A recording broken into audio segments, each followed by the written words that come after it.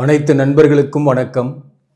உங்கள் ஆஸ்ட்ரோ பழனிசுவாமிகள் பேசுகிறேன். இந்த காணொளியில் சந்திராஷ்டம நாட்களில் மலையேற்றம் செய்வது நன்மையை தருகிறது.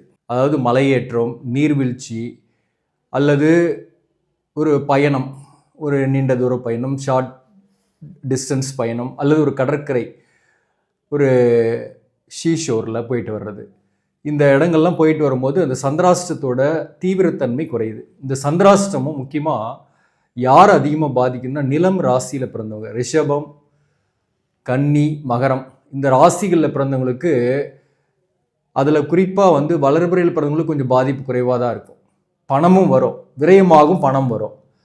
அதே போல் சில பேருக்கு பணம் வராது, ஆனால் விரயம் மட்டும் நிறைய ஆகும். சில பேருக்கு உடல்நலம் தொந்தரவு, சில பேரால் மன அழுத்தம் ஏற்படுறது போன்றவையும் இந்த சந்திராஷ்டம நாட்களில் ஏற்படும். மொத்தத்தில் இந்த 2.5 நாள் பார்த்தீங்கன்னாக்க சந்திராஷ்டத்தோட தீவிரத்தன்மையில் கொஞ்சம் டென்ஷன் இருந்துகிட்டு தான் இருக்குது.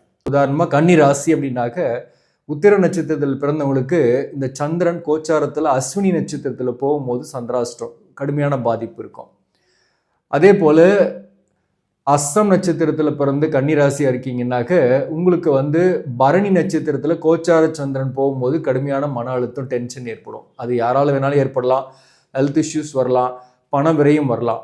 ஆனால் அது முடியும் போது பணமும் வரும் சில பேருக்கு பார்த்தீங்கன்னாக்க. அதே போல் சித்திரை நட்சத்திரத்தில் பிறந்தவங்களுக்கு இங்கே கோச்சார சந்திரன் கிருத்திகை 1ஆம் பாதத்தில் போகும்போது மன அழுத்தம், டென்ஷன், சந்திராஷ்டமத்தோட கடுமையை உணர முடியும். மொத்தத்தில் ஒரு 3 நாள்னு வச்சிங்களேன். ஆக்சுவலி 2.5 நாள் இருந்தாலும் 3 நாள், அந்த 3 நாளுமே கொஞ்சம் கஷ்டத்தை கொடுக்குது இல்லையா? அதில் அந்த நாளில் நீங்கள் ஒரு நீர்வீழ்ச்சி போகலாம், போய் குளிச்சுட்டு வரலாம் ஃபேமிலியோட, அல்லது ஒரு ட்ரெக்கிங் போகலாம், மலையேற்றம் போகலாம்.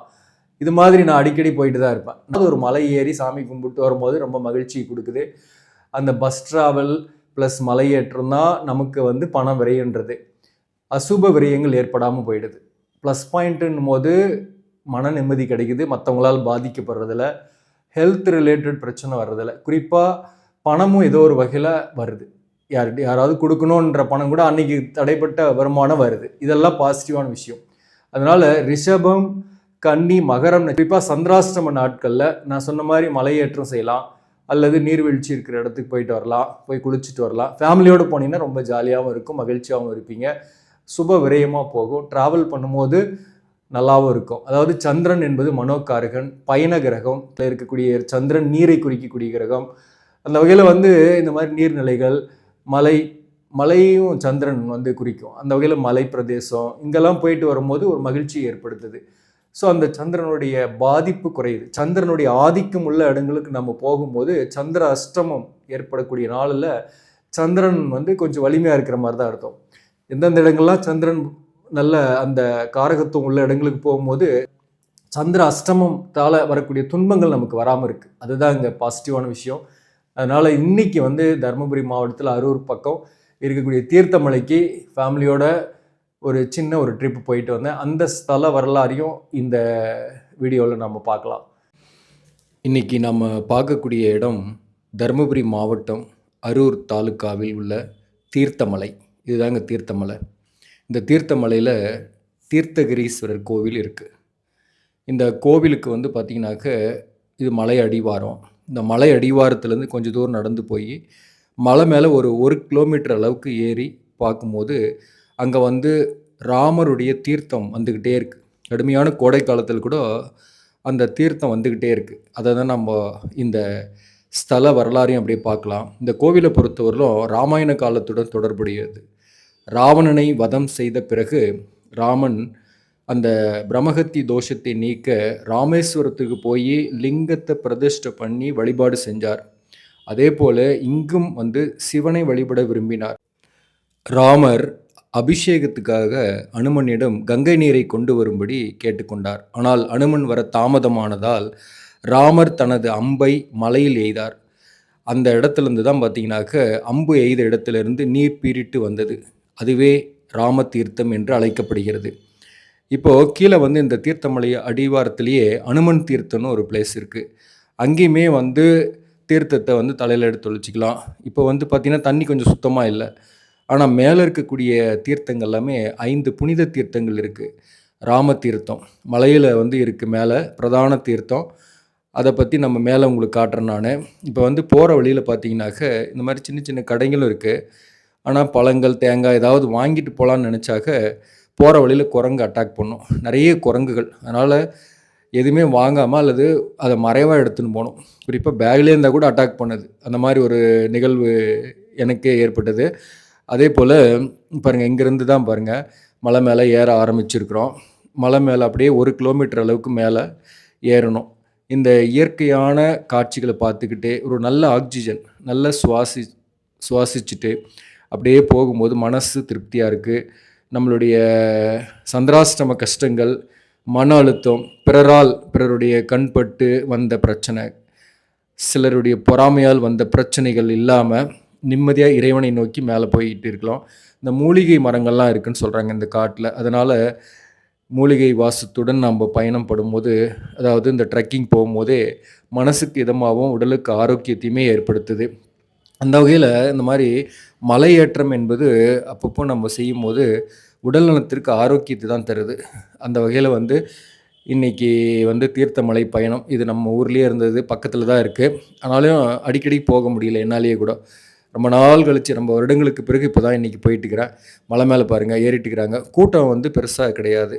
நான் போன அன்றைக்கி கூட்டம் இல்லை. ஆனால் அமாவாசை, பௌர்ணமி காலங்களில் கூட்டம் இருக்கும். அதே போல் பிரதோஷ நாட்கள்லையும் கூட்டம் இருக்குது. ராமர் தீர்த்தம் அதுதான் வந்து எப்பயுமே வந்து சொட்டு சொட்டாக வந்துக்கிட்டே இருக்கும். ஈவன் கோடை காலத்தில் கூட, கடுமையான கோடை காலத்தில் கூட சொட்டு சொட்டாக வந்துக்கிட்டே இருக்குது. பாருங்கள், இந்த சைடில் வந்து கல்லுலாம் வந்து அடுக்கி வச்சுருக்காங்க பாருங்கள். வீடு கட்டணும்னு நினைக்கக்கூடியவர்கள் போகிற வழியில் இருக்கக்கூடிய இந்த கல் எடுத்து 1 பை 1 அடுக்கி வச்சு வழிபாடு செஞ்சுட்டு போகிறாங்க. அந்த நம்பிக்கை நிறையும் போது அந்த வந்து திரும்பி வந்து கலைச்சி போட்டுடுறாங்க. ஒருத்தர் அடுக்கி வச்சுருக்காரு. நான் அன்றைக்கி போயிட்டு இருந்தேன், ஃபேமிலியோடு தான் போனேன் நான். மன அழுத்தம் இல்லாமல் அன்றைக்கி இந்த மலையேற்றம் மகிழ்ச்சியை கொடுத்தது. சந்திராஷ்டமத்தோட கஷ்டம் இல்லாமல் இருந்தது. இது மாதிரி நான் யூஸ்வலாக போவேன். இந்த ராமர் தீர்த்தம் பாருங்கள், அந்த மேலே அந்த பாறை மாதிரி இருக்குது பாருங்கள், அங்கேருந்து தான் அந்த ராமர் தீர்த்தன்றது ஊற்றிக்கிட்டே இருக்கும். கிட்ட வந்தும் காட்டுறேன், பட் ஆனால் ரொம்ப க்ளோஸ்அப்பில் எடுக்கல. சில பேர் குளிச்சுட்டு இருந்தனால அதை க்ளோஸ்அப்பாக என்னால் காட்ட முடியல. இருந்தாலும் இந்த உயரமான அந்த மலையிலேருந்து தான் அந்த இடுக்குகளிலேருந்து தண்ணி வருது. அது வந்து சொட்டிக்கிட்டே இருக்கும் வெயில் காலத்தில் கூட. இதை வந்து குளிக்கும்போது இந்த ஸ்கின் ப்ராப்ளம் இருக்கிறவங்க, மன அழுத்தம் இருக்கிறவங்களுக்கு குணமாகுது அப்படின்னு நம்பப்படுகிறது. அகஸ்திய தீர்த்தம் இருக்குது. அகஸ்திய முனிவர் வழிபட்ட இடம் அகஸ்திய தீர்த்தம் இருக்குது. குமார தீர்த்தம் முருகபெருமான் உருவாக்கியது குமார தீர்த்தம். கௌரி தீர்த்தம் வந்து பார்வதி தேவி வழிபட்ட கோயிலுக்கு வந்துட்டோம். இந்த கோயிலேருந்து பாருங்கள், இப்படியே போனாக்க மேலேருந்து பாருங்கள் அந்த கோபுரம் மாதிரி தெரியும் பாருங்கள். அந்த பாறை பக்கத்தில் இருந்து வளைஞ்சிட்டே இருக்கிறது தான் வந்து மெயினான ராமர் தீர்த்தம். இந்த அனுமன் தீர்த்தன்றது மலை அடிவாரத்திலே இருக்கக்கூடியது. அதே போல் அகஸ்திய தீர்த்தம், குமார தீர்த்தம் இதெல்லாமே பக்கம் பக்கமே தான் இருக்கும். அதை எடுத்து தலையில் தொண்ணி வச்சுக்கலாம். அதிலெல்லாம் குளிக்க முடியாது. ராமர் தீர்த்தத்தில் மட்டும் வேணால் சொட்டு சொட்டாக விழுந்துட்டே இருக்கிறதுனால குளிக்கலாம். சில நேரங்களில் வந்து குரங்கு வந்து அடைக்கும். அது வந்து பாவம் செஞ்சவங்களுக்கு தண்ணி விடலை அப்படின்ற மாதிரி ஒரு நம்பிக்கையும் இருக்குது. ஸோ அதே போல் இங்கே வந்து சித்தர்களும் முனிவர்களும் நிறைய பேர் வாழ்ந்து மறைஞ்சிருக்கிறாங்க. அப்படிப்பட்ட ஒரு சித்தர் தான் இவர், ஜடாமுடி சித்தர்னு. இவருக்கு கீழே வந்து அடிவாரத்துலேயே கோயில் இருக்குது. மலை ஏறுற இடத்துலையே இந்த கோயில் இருக்குது. அவர் வழிபட்ட ஆசிரமம் மாதிரி இருக்குது. இங்கேயும் வந்து சிவபெருமானை வழிபாடு செஞ்சுட்டு அந்த சித்தரையும் வழிபாடு செஞ்சுட்டு தான் மலை மேலே ஏறணும். அதே போல் இங்கே மலைக்கு மேலேயுமே பார்த்திங்கன்னா இன்னும் கூட சில சித்தர்கள், ஞானிகள் கண்ணுக்கு தெரியாமல் இருக்கிறாங்க அப்படின்னு ஒரு நம்பப்படுகிறது. இங்கே இருக்கக்கூடிய மூலவர் தீர்த்தகிரீஸ்வரர், அம்பாள் பக்கத்திலேயே சுந்தராம்பிகை, வடிவாம்பிகை இருக்குது. இந்த சுயம்புவாக தோன்றியவர் இந்த பாறையிலேயே ஈசன். வழிபாடு செஞ்சுட்டு நல்ல ஃப்ரீயாக சாமி தரிசனம் பார்த்துட்டு மகிழ்ச்சியாக அந்த நீர்வீழ்ச்சிகளையும் மேலே இருந்து ஒரு முறை பார்த்துட்டு அப்படியே மலையை விட்டு கீழே இறங்கி வரும்போது மனசுக்கு ஒரு மகிழ்ச்சியாக இருந்தது. இது வந்து மொத்தம் ஒரு 1000 அடி உயரத்தில் இருக்கும், அவ்வளோதான். நல்லா இருக்குது, உண்மையிலே போயிட்டு வரலாம். அதுவும் சந்திராஷ்டம நாட்களில் போகும்போது ரொம்ப நல்லா இருக்குது. நன்றி, வணக்கம்.